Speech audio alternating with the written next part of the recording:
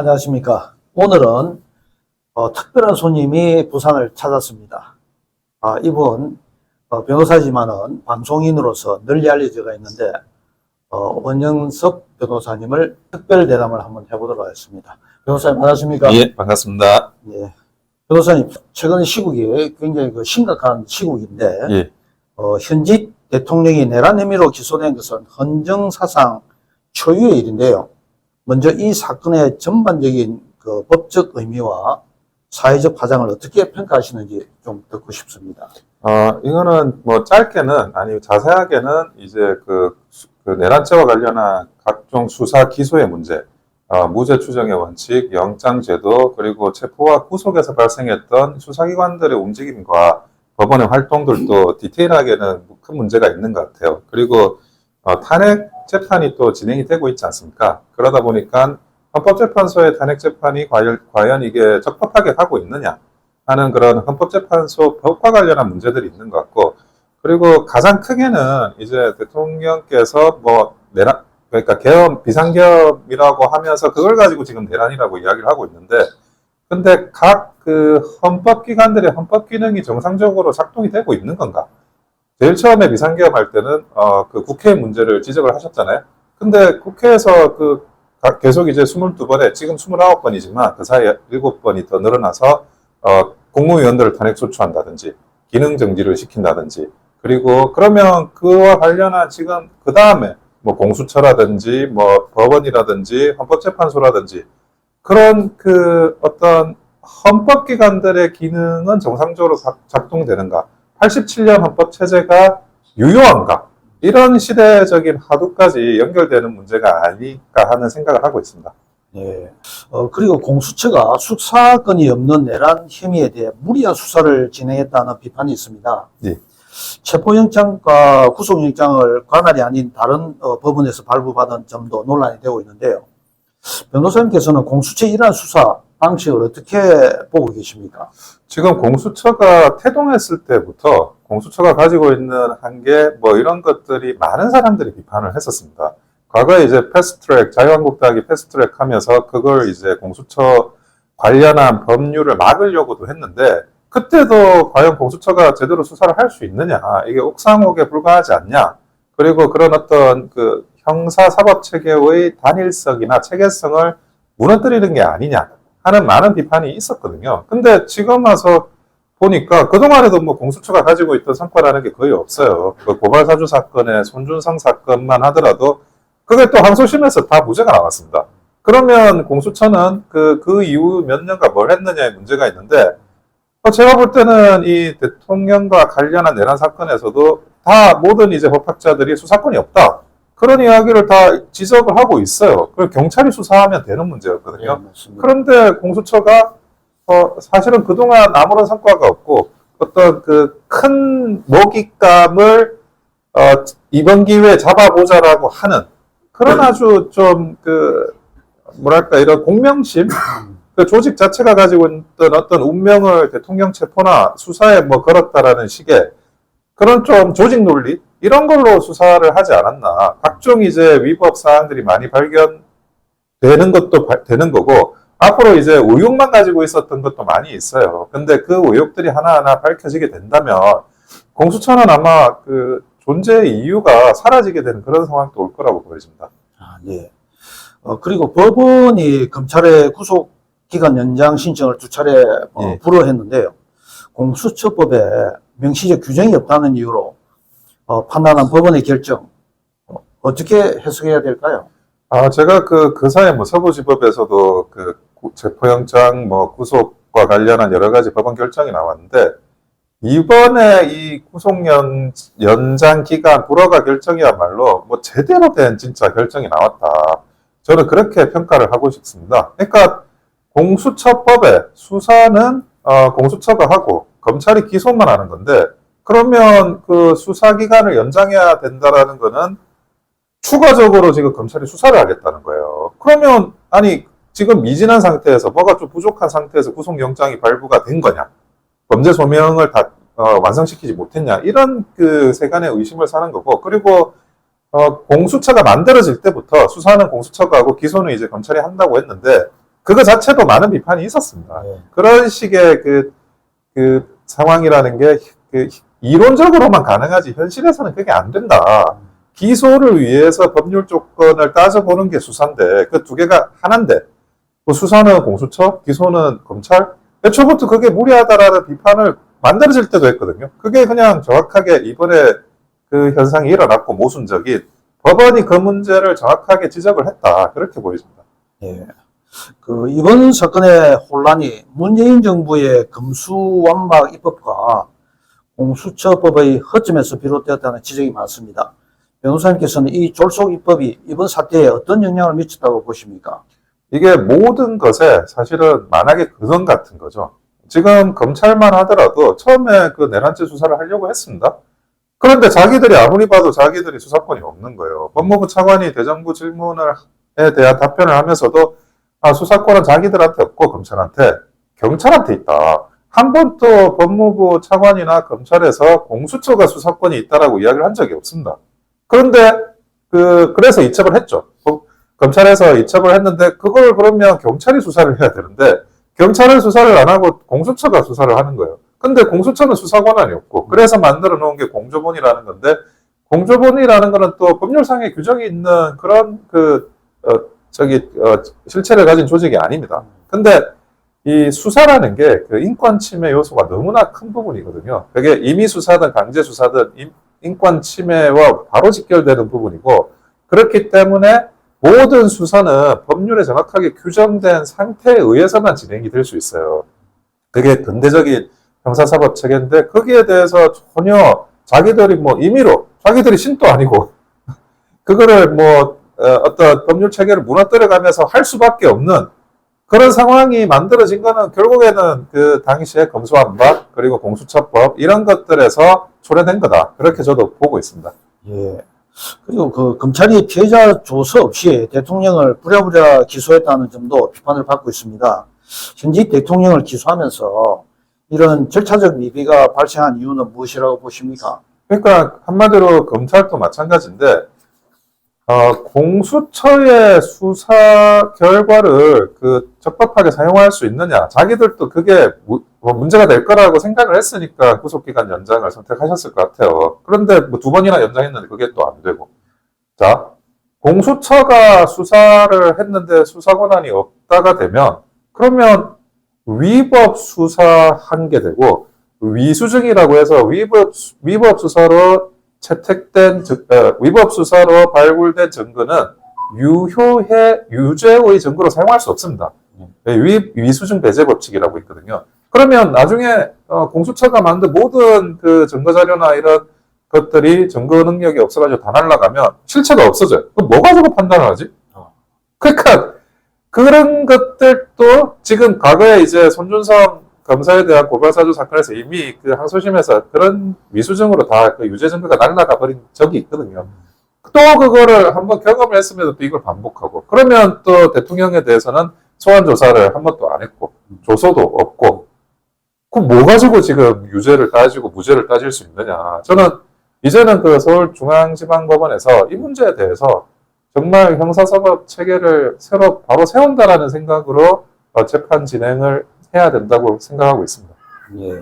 그리고 법원이 여론에 따라 수사기관의 주장을 받아들이다가 마지막 순간 엄격한 법 적용으로 태도를 바꿨다는 분석이 있습니다.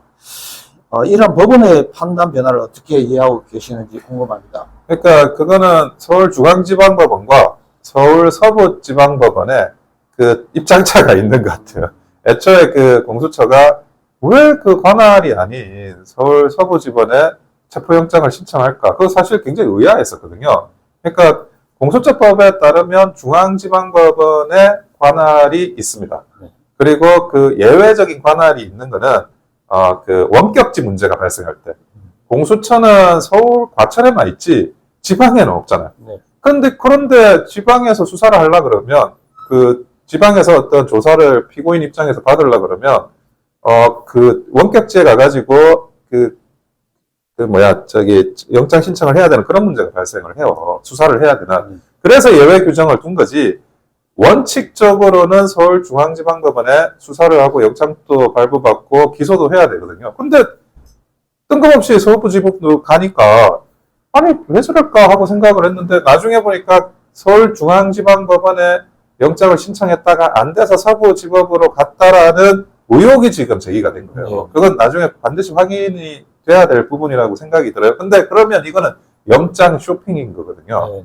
네. 그러니까 이게 법원의 태도가 바뀌었다기보다는 자기들한테 좀 우호적인 수사기관이 우호적인 그런 판사를 선호를 한다라는 거는 그거야말로 좀 어떤 그 원칙적인 제도를 무시하고 영장 쇼핑을 했다는 점에서 굉장히 어떤 사법 체계를 뒤흔드는 그런 그 문제가 될 수 있다는 것은 분명해 보입니다. 네. 그리고 내란죄 수사권이 경찰에만 있음에도 불구하고 공수처와 검찰이 이 사건에 개입하면서 수사권 혼선이 빚어졌다는 지적이 많이 나옵니다. 수사권 조정 문제를 해결하기 위해 어떤 방안이 좀 필요하다고 보십니까? 이게 지금 단순히 뭐 대통령에 대한 내란죄 수사만 문제가 있는 게 아니에요.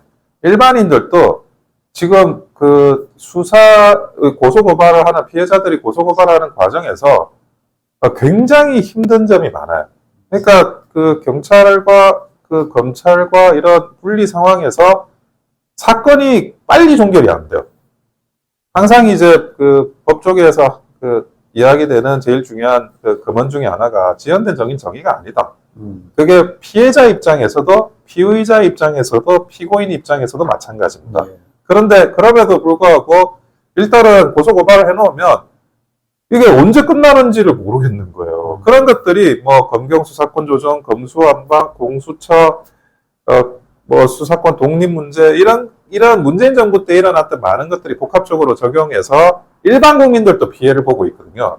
단순히 대통령이 이게 내란죄 수사권이 어디 있느냐 이 문제를 떠나서 일반 국민들이 제대로 된 사법 서비스 네. 이게 저는 공적인 거라고 하더라도 서비스에 문제가 분명히 있다고 봐요. 이게 인권 침해로 연결되니까. 그래서 그런 차원에서라도 지금 현재 문제가 되고 있는 많은 이 수사기관의 혼선들을 한 번은 정리해서 새로 입법화를 시켜야 된다. 그것이 과거로 돌아가는 게 좋냐 안 좋냐는 논의의 테이블을 올리는 거죠.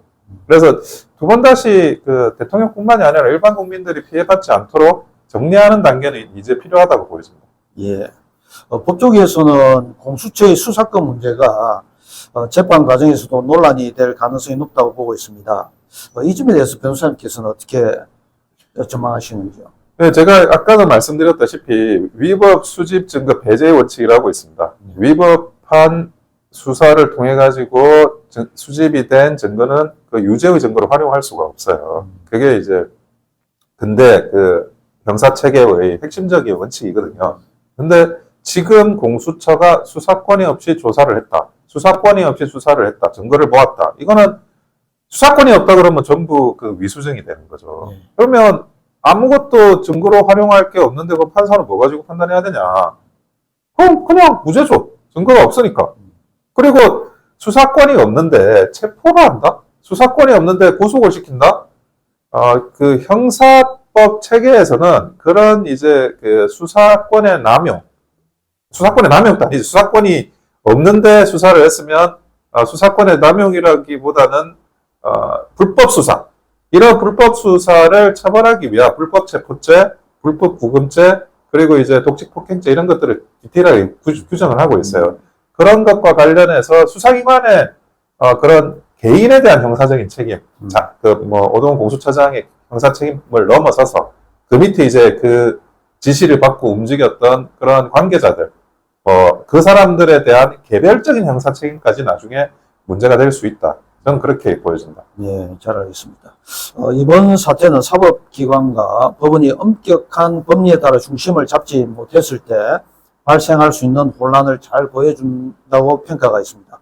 앞으로 이러한 상황을 방지하기 위해 사법기관에 요구되는 변화는 무엇이라고 생각하십니까?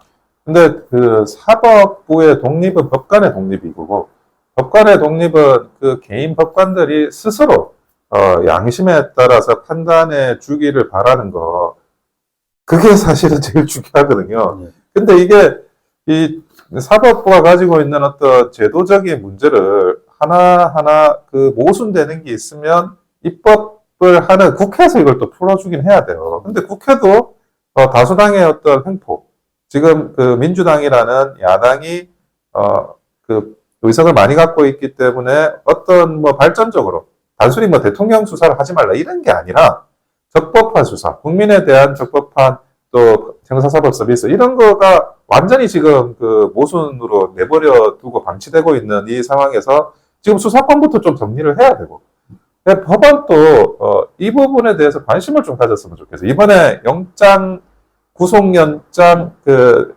기간 제어가 불허를 결정했듯이 분명히 모순되는 제도의 모순이 있으면 법원에서 그 모순을 지적해 주는 것은 굉장히 큰 의미가 있습니다. 그러면 국회에서 그 모순을 그러면 수정을 해야 되겠구나.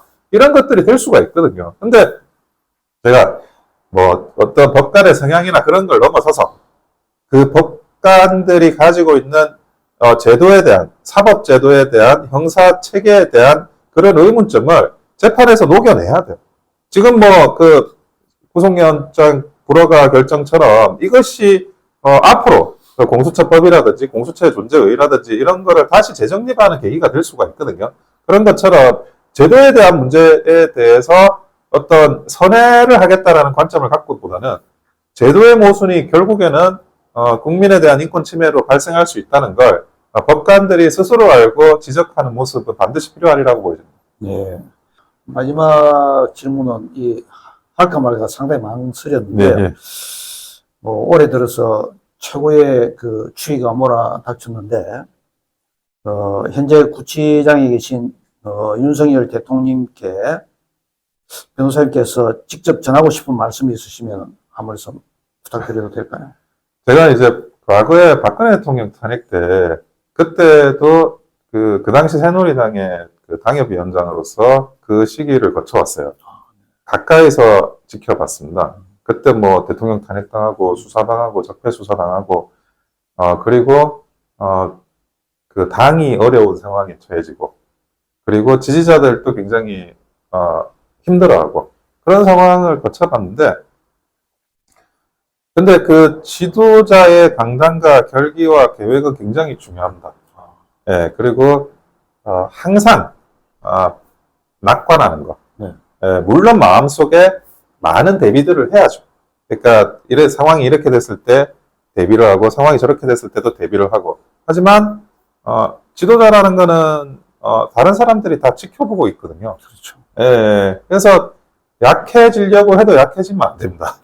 예, 과거에 이제 박근혜 대통령의 이제 아버님이시죠. 박정희 대통령이 그 5.16 하실 때 선글라스를 꼈던 이유.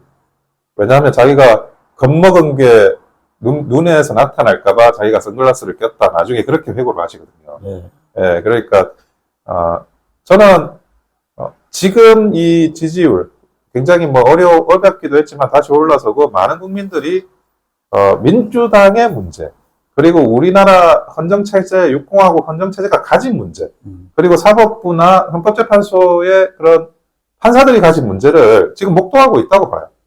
그러면 그 부분과 관련해서 국민들이 인지를 하고 깨닫게 되면 다시 이 정치의 장은 그 다음 장으로 저는 넘어가게 된다. 그리고 그 역할을 하는 게 지금 윤석열 대통령이다. 지금 반드시 반국가 세력을 척결하겠다. 그리고 국정을 정상으로 되돌려 놓겠다. 그게 비상겸을 했을 때의 담화였어요. 네. 적어도 뭐 비상겸 당일날 끝났지만 그 마음은 끝나면 안 되는 겁니다. 우리는 아직도 그 반국가 세력을 척결하고 국정을 정상화시키기 위한 그 과정 속에 있고 그 과정을 끝까지 밀고 나가는 것은 지도자인 윤석열 대통령의 의지가 제일 중요하다. 그 부분에 대해서 정말 본인이 무엇인가 일반 국민들이 알 수 없는 그 무엇인가를 인지하고 뭐 정보든 첩보든 그래서 이 상황을 지금 진행하고 있다 그러면 끝까지 밀고 나가서 결과를 내라. 그러면 국민들이 반드시 지지할 거다라는 말씀을 드리고 싶습니다. 설 명절을 앞두고 있습니다. 고향 부산을 찾으셨는데 예. 부산 시민들에게 마지막 한 말씀 부탁드리겠습니다. 예. 제가 부산에 이렇게 자주 오고 있습니다. 자주 오고 있는데 비상계엄 이후로는 서울에서 이렇게 뭐 여러 방송 출연 때문에 지금 많이 서울 쪽에 지금 시간을 두고 있습니다. 근데 항상 제가 생각하는 거는 저는 부산이 살아야 대한민국이 산다라는 생각을 합니다. 이 부산은 대한민국의 축소판입니다. 철도도 있죠, 공항도 있죠, 바다하고 연결되죠, 뭐 공단도 있죠. 모든 것들이 하나의 그런 작은 대한민국이라고 불릴 정도로 이 모든 요소를 다 들고 있어요. 그래서 여기서 만약에 문제가 생긴다 그러면 대한민국이 문제가 좀 생기는 거예요. 지금 우리 부산이 가지고 있는 큰 문제 중에 하나가 저출산 고령화 문제지 않습니까? 그렇습니다. 예, 대한민국이 그걸로 몸살을 앓고 있습니다. 그래서 이 부산을 살리는 하나하나의 작은 시도들, 그게 정책적인 시도든 뭐든, 그것이 언제든지 이 대한민국이라는 스케일에서 발현될 수 있는 거라고 보여지고, 그리고 그런 부분에 대해서 저도 많은 고민을 하고 있습니다. 근데 사실 뭐, 날씨가 너무 추워요, 요즘에. 저는 부산이, 보통은 이제 서울보다는 조금 따뜻한 편인데, 부산도 많이 추워졌더라고요. 그래서, 저도 물론 고민을 하지만, 건강 조심하시라는 말씀을 꼭 드리고 싶습니다. 부산이, 좀 이렇게 낯선 추위인데, 여러분들 한 분 한 분 또 옷 따뜻하게 입으시고, 그리고 항상 건강 조심하시면서 이 겨울을 나시기를 소망하겠습니다. 설명절 잘 보내시고, 저도 가족들하고 설명절을 부산에서 보냅니다. 항상 간에 두루 평안한 그런 행복한 설 연휴가 되시기를 기원하도록 하겠습니다. 감사합니다. 오늘 대담을 통해 이번 사태가 단순한 한 사람이나 한 기관의 문제가 아닌 대한민국의 법치주의와 사법 시스템의 전체에 대한 경고라는 점을 깊이 느낄 수 있었습니다. 원 변호사님의 분석과 조언은 우리 사회가 나아가야 할 방향을 고민하는데 큰 도움이 될 것 같습니다. 마지막으로 이 사태를 바라보며 국민들이 품은 불안과 의심을 사법기관과 정치권이 무겁게 받아들여야 할 때입니다.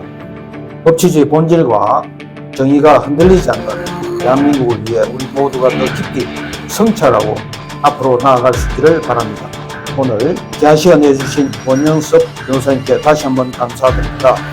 앞으로의 활동도 응원하겠습니다. 고맙습니다. 예, 감사합니다.